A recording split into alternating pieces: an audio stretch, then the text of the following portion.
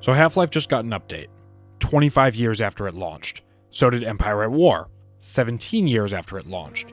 A few years ago, even the original Star Wars Battlefront 2, which is owned by EA of all companies, also got an update to revitalize and revive its multiplayer mode. What does Halo get? The reason I'm making this video comes down to this.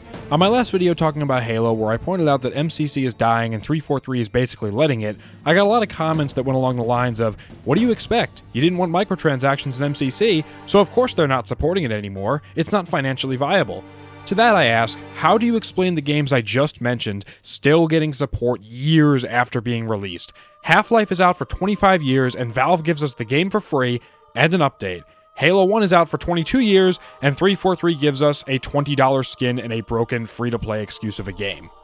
There is a problem when you have companies like EA, the most commonly hated boogeyman in the gaming industry, providing updates for games that are well over a decade old, yet 343 only wants to sell you more microtransactions, and then they drop support for their old games. EA, the company known to have pioneered things like some of the most egregious DRM practices, Day 1 DLC, broken launches, and then some, has one-upped 343. That's embarrassing. I would go as far to state at this point that 343 is literally worse than EA, the company responsible for killing one of the most beloved RTS franchises of all time, and then parading around its corpse with crappy mobile games. But hey, at least they didn't do it for over a decade and constantly mock their fans openly. Oh, and EA's remaster actually works properly, unlike MCC. But that isn't the worst of it, no.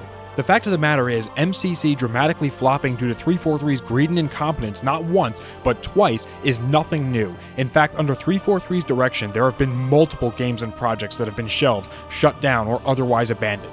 Of course, everyone remembers Halo Online, which I'm sure some will quickly jump to say it was more of a Microsoft decision than a 343 one, but how about the original Gearbox port of Halo 1 to PC?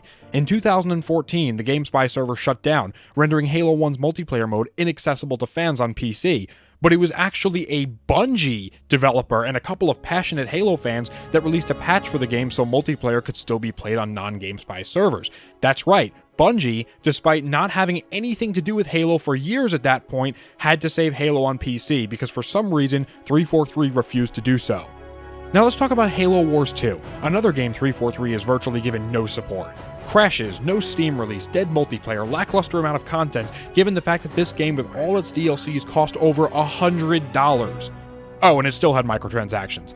This is why I get mad when I hear people say things like, oh, well 343 has to have microtransactions to support their game, well then where is the support? A while ago, a YouTuber by the name of Favin had put out a video called Halo Infinite, a live service without the service, and this pretty much sums up all of 343's time with Halo. You take a look at Halo Wars 2, and despite the egregious pay-to-win microtransactions from the Blitz packs and the Leader DLCs, we still got virtually no free content, no live service at all. In fact, for the multiplayer mode, there are only about a dozen maps, many of which look and play very similarly. For the game's Firefight mode that was added as a paid DLC a year after release, we only got one map. For the Blitz mode that featured the game's loot box system, we also only got one map. Now let's take a look at Halo 5, which a lot of people praise for having a fantastic live service. After all, 343 was constantly dropping updates every few months for that game, but wait. Infection took 6 months to arrive, and what was so special and unique about it? Green energy swords. It took 343 6 months to add a basic game mode and change the color of one weapon. It also took them a year to add Firefight, and then let's not forget that the game launched extremely bare bones, doesn't have split screen to this day, and the content updates rapidly declined in quality as the game's first year went on. This had a lot of people confused. While Halo 5 launched bare bones, it seemed like at first 343 came out swinging, with content updates regularly saturated with new maps, weapons, and skins, until wait a minute, let's look and see one of the original Halo 5 trailers, and there it is. They literally advertised one of the quote-unquote free post-launch updates to be with the base game, only it wasn't there. 343 literally cut content from Halo 5 to give it to us later and then tell everyone that it was free DLC, when in reality, it was supposed to be with the base $60 game. This included more than half of the Warzone maps, the entirety of Forge, Infection, and loads of weapons. They acted like they were being charitable, when in reality, they were drip-feeding us the content that we paid for. Now, I'm sure some of this stuff was developed on the fly. Sure, some of it was true live service, but when you consider the fact that it's blatantly obvious that much of it wasn't, and the fact that 343 designed an entire grindy cosmetic system just to make loads of money while also simultaneously providing as little actual content to the game as possible. Also, let me note here that the game never got a single dev-created 8v8 map. They were all made in Forge, which is a trend we continue to see in Halo Infinite, and it all just looks incredibly scummy on the part of 343. It further proves that this company has little to no interest in making good games, but more interest in making profitable virtual stores that are meant to exploit the player base around them as much as humanly possible, with the added insult to injury that 343 will do almost nothing to maintain the virtual collections of microtransactions that they've created. Once the game's life cycle is over, once they're done exploiting you for your cash, they just shut it down and don't think twice about it. Though I myself didn't like Halo 5, for the people that did, what is going on with it now? Did 343 port it over to PC and maybe give us some kind of crossplay option to revitalize the game and keep it around? Of course they didn't. 343 knows the vast majority of the community hated Halo 5, so they chose instead to keep it in the corner and pretend it doesn't exist while they screw over all the people who enjoyed it. And the sad fact is, I think that we're going to see the exact same thing happen with Halo Infinite. When the metaphorical sun goes down and 343 has made a boatload of cash, they're going to take said funds and jump ship, just like they did for years with the original launch of MCC. Remember how it was virtually unplayable for years after the 2014 launch, all the while 343 heavily pushed the marketing and microtransactions for Halo 5?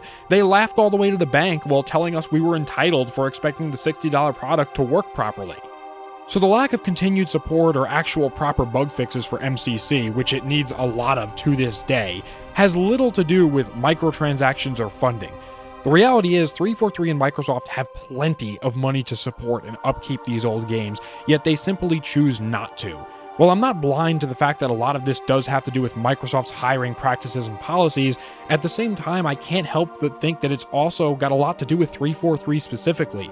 You don't see this kind of thing happening with a lot of other games.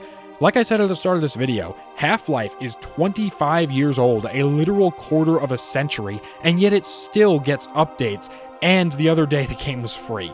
Halo Infinite just gets a $20 skin to commemorate Halo's anniversary.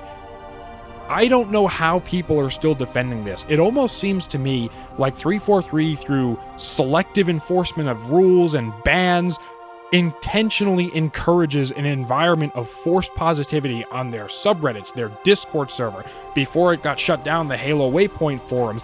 Everywhere you go, you see these 343 moderators just constantly shutting down any kind of negative conversation, which has caused a lot of people that think like me to leave the community, and the only people that are left are these weak-minded, Stockholm syndromed, just coping shills is the only way I could describe them, that will just defend anything and say, oh, well, it's part of the modern gaming industry. But the problem is, 343 seems to exemplify all of the worst of the modern gaming industry, while none of the pros of it. I'm not saying they have to be the absolute best company out there, but the fact that they're charging us $20 for a piece of armor that was in Halo 1, Halo 3, Halo Reach. I mean, they only started charging money for it in Halo 5, and they do this shit on purpose because they know they can cash in on nostalgia.